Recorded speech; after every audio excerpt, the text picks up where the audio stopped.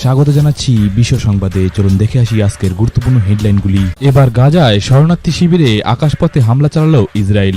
দক্ষিণ গাজার উপকণ্ঠে রাফার শহরে বিমান হামলা চালাচ্ছে ইসরায়েল। সেই হামলায় প্রাণ হারিয়েছেন প্রায় ৩৭ জন ব্যক্তি। মৃতদের মধ্যে অধিকাংশই যুদ্ধ থেকে বাঁচতে তাঁবুর মধ্যে আশ্রয় নিয়েছিলেন। সোশ্যাল মিডিয়ায় ট্রেন্ড করছে রাফা। ইসরায়েলি হামলায় লাফিয়ে লাফিয়ে বাড়ছে মৃত্যুর সংখ্যা। নিন্দায় সরব হয়েছে গোটা বিশ্ব। হামাসের মুহুর্মুহুর হামলার পর গোটা গাজা ভূখণ্ড কার্যত ধ্বংস করে দিয়েছে ইসরায়েল। এমন অবস্থায় গাজার ২০ লক্ষেরও বেশি মানুষ ভিড় জমিয়েছিলেন দক্ষিণ সীমান্তের রাফা শহরে। তবে সেখানেও রবিবার ইসরায়েলি হামলায় শিশুসহ অন্তত ৪৫ জনের মৃত্যু ঘটেছে বলে জানা গিয়েছে। আমাদের দোষ, কার্গিল যুদ্ধ নিয়ে বিস্ফোরক স্বীকারোক্তি পাক প্রধানমন্ত্রী নওয়াজ শরীফের। ভারত পাকিস্তানের কার্গিল যুদ্ধের জন্য দায়ী পাকিস্তান, ২৫ বছর পরে স্বীকার করলেন নওয়াজ শরীফ। ২৫ বছর পর নিজের ভুল স্বীকার করল পাকিস্তান।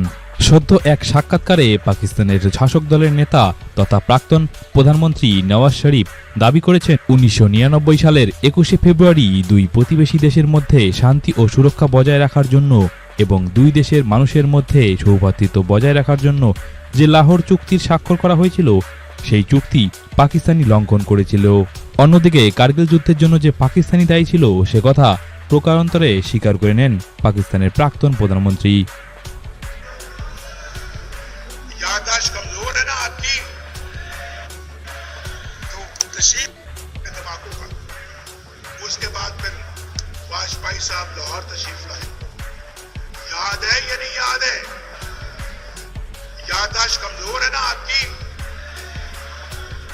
तशरीफ लाए और हमसे आके यहाँ पे मुआहदा किया।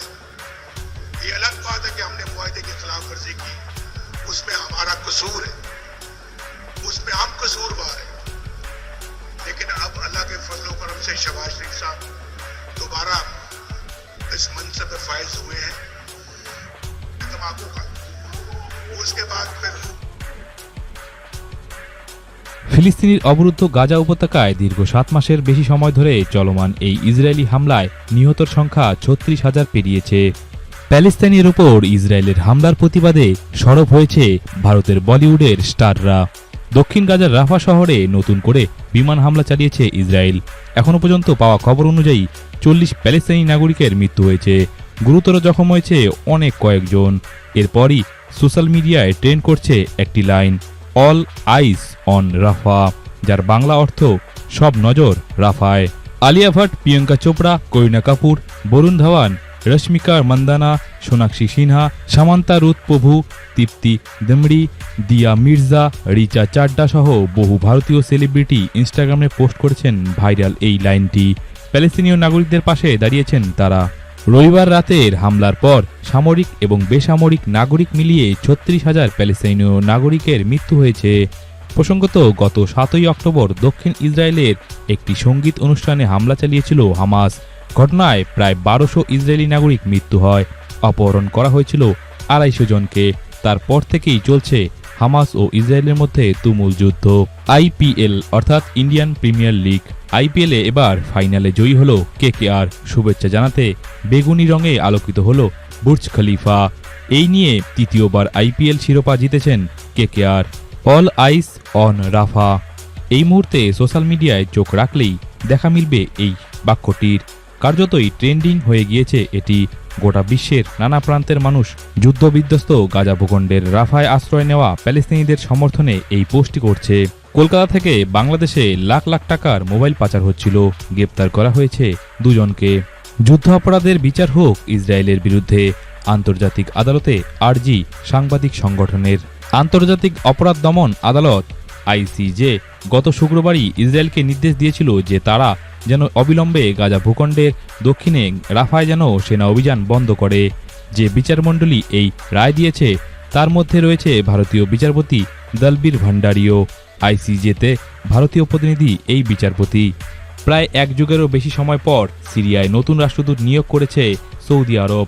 রাষ্ট্রদূত হিসেবে ফয়সাল আল মুসফেলকে নিয়োগ দেওয়া হয়েছে বলে জানিয়েছে সৌদি আরবের রাষ্ট্রীয় বার্তা সংস্থা এসপিএ। রাফায় শিশুসহ নিহত হয়েছে অন্তত ৪৫ প্যালেস্তাইনির।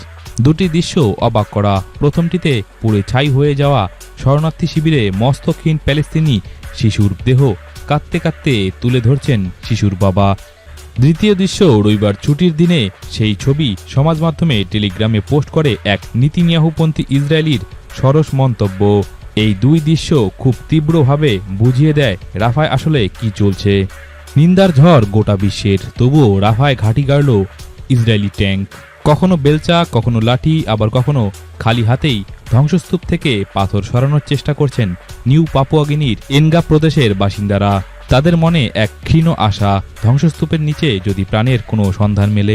এই দুঃখের সময়ে নিউ পাপুয়া গিনির পাশে দাঁড়ালো ভারত সরকার ৮ কোটির বেশি টাকার আর্থিক সহায়তার ধসে ক্ষতিগ্রস্ত নিউ পাপুয়া গিনির মানুষদের জন্য। বাংলাদেশ ভেঙে একটি খ্রিস্টান রাষ্ট্র গঠনের ষড়যন্ত্র চলছে, গুরুতর অভিযোগ করলেন সেই দেশের প্রধানমন্ত্রী শেখ হাসিনা। তিনি আরও অভিযোগ করেছেন, একটি শক্তিশালী দেশ বঙ্গোপসাগরে ঘাঁটি বানাতে চায়, তিনি তা হতে দিচ্ছেন না বলেই তার সরকারের সামনে প্রতিবন্ধকতার সৃষ্টি করা হচ্ছে। তাকে ভোটের আগে এই ঘাঁটি বানানোর অনুমতি দেওয়ার বদলে সহায়তা প্রস্তাব দেওয়া হয়েছিল বলে অভিযোগ করছেন বাংলাদেশের প্রধানমন্ত্রী। রাশিয়ার ভূখণ্ডে ইউক্রেন ক্ষেপণাস্ত্র হামলা মদত করেছে ফ্রান্সের প্রেসিডেন্ট ইমানুয়েল ম্যাক্রো একটি সংবাদ সম্মেলনে একটি মানচিত্র দেখিয়ে বলেছেন, ইউক্রেনকে রাশিয়া ভূখণ্ডে লক্ষ্যবস্তুতে বোমা ফেলার অনুমতি দেওয়া উচিত। তিনি আরও বলেন, যেসব সামরিক ঘাঁটি থেকে ক্ষেপণাস্ত্র ছোড়া হয় এবং যেসব সামরিক স্থাপনা থেকে ইউক্রেনে হামলা চালানো হয় সেগুলোর নিষ্ক্রিয় করার অধিকার রয়েছে তাদের। নিউ পাপুয়া গিনিতে 24শে মে ভোরবেলা ভূমিধসে প্রায় 2000-এরও বেশি মানুষের মৃত্যু ঘটে যায়। আবারও নিউ পাপুয়া গিনি সরকার বলেছে ভূমিধস হতে পারে, এমনটাই সতর্ক জারি করেছে সেদেশের সরকার। এমনিতেই আর্থিক সংকট ও খাদ্য সংকটে জ্বলছিল পাকিস্তান, তার উপর এবার তাপপ্রবাহে অবস্থা শোচনীয়। থাকছে না বিদ্যুৎ, মিলছে না কোনো খাবারও। পাকিস্তানের তাপমাত্রা পার করল হাফ সেঞ্চুরি, প্রায় 52 ডিগ্রি সেলসিয়াস পার করে ফেলেছে সেখানকার তাপমাত্রা। মার্কিন মহাকাশ গবেষণা সংস্থা নাসা পৃথিবীর অনুরূপ একটি গ্রহ আবিষ্কার করেছে। মহাকাশ টেলিস্কোপের সাহায্যে তারা একটি এক্সোপ্ল্যানেটের সন্ধান পেয়েছে যার আকার পৃথিবীর সমান। এটি সৌরজগতের খুব কাছাকাছি। সাধারণত যে গ্রহগুলো সূর্য ব্যতীত অন্য কোনো নক্ষত্রের চারিদিকে ঘোরে তাদের বলা হয় এক্সোপ্ল্যানেট। আবিষ্কার করা এই এক্সোপ্ল্যানেটটির নাম দেওয়া হয়েছে গ্লিস 12b। এই গ্রহটি একটি ছোট্ট ও শীতল লাল বামন নক্ষত্রের চারপাশে ঘোরে। পৃথিবী থেকে গ্রহটির দূরত্ব প্রায় 40 আলোকবর্ষ। ঘূর্ণিঝড় রেমালের তাণ্ডবে সুন্দরবনে 29টি হরিণের দেহ উদ্ধার করা হয়েছে। তারা সকলেই এই রেমালের তাণ্ডবের ফলে মৃত্যু ঘটেছে। ঘূর্ণিঝড় রেমালের তাণ্ডবে বাংলাদেশে এ পর্যন্ত মৃত্যু ঘটেছে 21 জনের, মিলল 30টি হরিণের মৃতদেহ। দুর্গত এলাকায় যাবেন বাংলাদেশের প্রধানমন্ত্রী শেখ হাসিনা। ঘূর্ণিঝড় রেমালের পর একের পর এক হরিণের লাশ মিলছে। রেমালে বেসামাল সুন্দরবন, হাহাকার করছে স্থানীয় লোকজন পানীয় জলের জন্য পর্যন্ত। লক্ষ লক্ষ মানুষ এখনও বিদ্যুৎহীন। হামাস নিধনে গত 8 মাস ধরে গাজায় তীব্র আক্রমণ শানাচ্ছে ইসরায়েলি ফৌজ।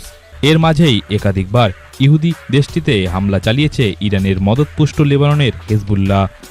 এবার তারা প্রস্তুত হচ্ছে ফের একবার ইসরায়েলের বুকে ভয়ঙ্কর আঘাত হানার জন্য। হুমকি দিয়ে জঙ্গি সংগঠনটি জানিয়েছে সেই সারপ্রাইজ নাকি এবার অপেক্ষা করছে তেল আবিবের জন্য। তোমরা আমরা একসঙ্গে পাকিস্তানকে ধ্বংস করে দেব, ভারতীয়কে কাছে পেয়ে ইসলামাবাদের বিরুদ্ধে ক্ষোভ উগড়ে দিল এক আফগানি।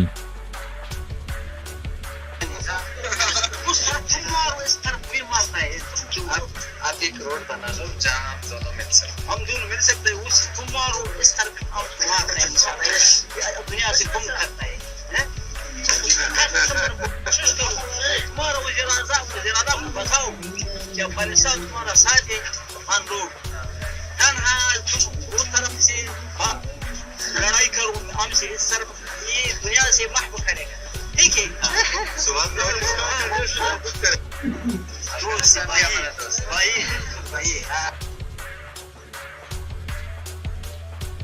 মিশর ও ইসরায়েল সীমান্তে গোলাগুলি, মিশরীয় সেনা নিহত হয়েছে।